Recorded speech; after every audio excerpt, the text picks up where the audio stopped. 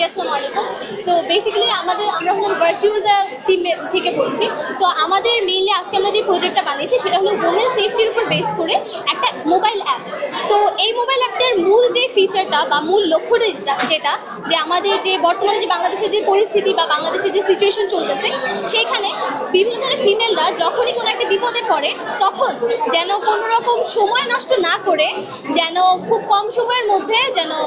করতে পারে, লোকেশন বা হেল্প চাইতে পারে তার নিয়ারেস্ট গার্জিয়ান বা তার ট্রাস্টেড পার্সনদের কাছে যেন হেল্প চাইতে পারে, এইটাই হলো মূল লক্ষ্য। তো এখানে আমরা বর্তমানে যে কাজটা করতে পারছি সেইটা হলো আমাদের অ্যাপ্লিকেশনের মধ্যে আমরা অ্যাপ্লিকেশনে ম্যানুয়ালি কন্ট্যাক্ট সেভের একটা অপশন রাখছি যেন ভিকটিম তাদের পছন্দের যেই ট্রাস্টেড যে পার্সন আছে তাদেরকে গার্জিয়ান হিসেবে সেভ করতে পারবে, প্লাস এখানে নিড হেল্পের মাধ্যমে বা অ্যালার্ট সেন্ডের মাধ্যমে গার্জিয়ানদের কাছে অ্যালার্টটা পাঠাইতে পারবে। এবং পরবর্তীতে যেটা আমরা চাচ্ছি যে পরবর্তীতে অফলাইনের মধ্যে যেন অ্যাপটা যেন